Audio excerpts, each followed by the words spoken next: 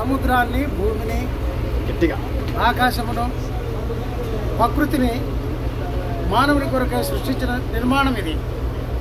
దేవుడు ఎంత గొప్పవాడో తెలుసుకున్నట్టు కొరకాయ దేవుని జ్ఞానం ఇందులో కనపడుతుంది, సామర్థ్యం కనపడుతుంది, ఆయనకున్న ఔన్నత్యం కనపడుతుంది, ఆయనకున్న శక్తి కనపడుతుంది.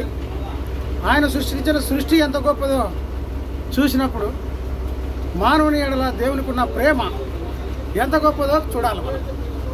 కనుక ఈ కనపడే సృష్టిని చూసి ఆనందిస్తున్నాం కదా, దీనికి మించినది మరో లోకం ఉంది, పరలోకం. కనుక మానవుని కొరకై ఈ ప్రకృతిని సృష్టించినాడు, ఇందులో ఉన్న తన సమస్యల్ని చూడమన్నాడు, దాన్ని చూసి నా సామర్థ్యాన్ని తెలుసుకోమని చెప్పినాడు. తెలుసుకొని ఈ సృష్టి నిర్మాణానికి మించింది పరలోక నిర్మాణం. అది భూమి పునాది వేకమునుపే దేవుని ప్రజల కొరకై పరలోకం సిద్ధపరచబడతా ఉంది. ఎవరైతే ఈయనను తెలుసుకొని భూమికి అలాంటి గొప్ప దేవుడు మానవుడిగా ఈ లోకానికి వచ్చి పరలోకం వెలుడి కొరకు దీని మించిన దేవుని రాజ్యం వెలుడి కొరకై దేవాది దేవుడే తన కుమారుని లోకానికి పంపించినాడు. ఎవరి కొరకు కనబడే ఈ గొప్ప గొప్ప ప్రకృతి కొరకు కాదు, మనుషుల కొరకు, మనందరి కొరకు ఆయన ఈ లోకానికి వచ్చి ఆ లోకానికి వెలుడి కొరకాయ ఇంతకంటే శ్రేష్టమైన పరలోకం చూచిన కొరకాయ దేవాది దేవుని కుమారుడు ఈ లోకానికి వచ్చినాడు. ఆయన చెప్పినాడు, నేనే మార్గము, నేనే సత్యము, నేనే జీవము, నా ద్వారా తప్ప ఎవడు కూడా ఆ లోకానికి వెళ్ళలేడు, పరలోకానికి వెళ్ళలేడు, తండ్రి దగ్గరికి వెళ్ళలేడు, ఈ సృష్టిని అంతటి నిర్మించిన నిర్మాణం దగ్గరికి వెళ్ళలేడు. ఎట్లా వెళుతాడు? యేసుక్రీస్తు యొక్క శిలువ మరణ పునరుత్థానం ద్వారా, ఆ రక్తం ద్వారా, కడగబడుట ద్వారా, పాప క్షమాపణ పొందడం ద్వారా ఆ పరలోకానికి వెళుతాం. కనుక దాని కొరకై భూమి మీద తన్ను తెలుసుకున్నట్టు కొరకాయ దేవాది దేవుడే ఈ ప్రకృతిని అంతా చేసినాడు. ఎవరి కోసం చేసినాడు అంటే నీ కోసము, నా కోసం. ఎందుకు చేసినాడు అంటే మనం ఆయన్ని తెలుసుకున్నట్టు కొరకాయ.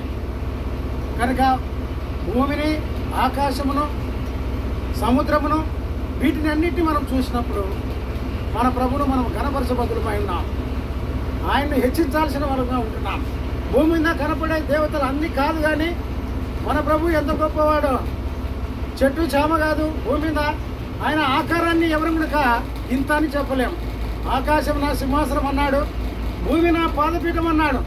ఇలాంటి సింహాసనము ఎక్కడుంది? ఏ దేవునికి ఉంది? కనుక దేవాది దేవుడే, ఈ సృష్టి నిర్మించిన దేవుడే ఈ ఆ యొక్క స్థితి కలిగి ఉన్నాడు. కనుక ఆయనకు మనం భయపడబద్దులమై ఉన్నాం, ఆయనకు మనం లోబడాల్సిన బద్దులమై ఉన్నాం, ఆయనకు మనం అప్పగించుకోవాల్సిన బద్దులమై ఉన్నాం. దేవుని రాజ్యం కొరక ఇంతకంటే ఎక్కువైన శ్రేష్టమైన రాజ్యానికి భూమి మీద సిద్ధపడుతున్నాడు. కనుక ఇంకా ఎవరైనా ఆయన తెలుసుకోకపోతే ఆ సృష్టికర్త ఎవరో తెలుసుకోవాలా. ఎక్కడున్నాడు ఈయన? ఆయన ఆకాశమందు ఆసీనుడై ఉన్నాడు. మనుషుల కొరకై ఈ నిర్మాణం అంతా నిర్మించి పరలోకం సిద్ధపరుస్తున్నాడు. ఎవరైతే యేసుక్రీస్తునందు విశ్వాసం ఉంచి ఆయన శిలువ రక్తం కిందికి వచ్చి పాప క్షమాపణ పొందుతారో దేవుని రాజ్యం వాళ్ళకి. కనుక ఇంతకంటే ఎన్నో వేల రెట్లు అద్భుతమైన రాజ్యం అది. ఆ రాజ్యం శాశ్వతమైంది, యుగయుగులుండే రాజ్యంలో చేరుతాం. అటు కృప ఎవరైతే ఆయన్ను కోరుకుంటారో వారికి కలుగుతుంది. అటు కృప వినే వాళ్ళకి అందరికీ కలుగును గాక. దేవుని రాజ్యం చేరుట కొరకై సిద్ధపడుతుంది గాక. ప్రార్థన చేస్తాం. ప్రేమ కలిగిన తండ్రి, కొన్ని మాటలు భూమి మీద నీ ప్రకృతి చూసి, నీ జ్ఞానము చూసి, నీ సామర్థ్యాన్ని చూసి, నీకున్న ఔన్నత్యాన్ని చూసి ప్రభువా మేమందరము తరించిపోతున్నాం. నువ్వు ఆశ్చర్యకరుడు అనేదానికి ఈ భూమి, ఈ సముద్రము, ఈ నీళ్లు, ఈ ప్రకృతి చెప్తా ఉంది నువ్వు ఎంత గొప్ప దేవుడు తండ్రి. మరి ఈ వాక్యం విన్న వాళ్ళు అంగీకరించి నిన్ను చేర్చుకున్నటకు, నీ రాజ్యం చేరుటకు సహాయం చేయమని మమ్మల్ని కూడా తీసుకొని వచ్చిన స్తోత్రములు.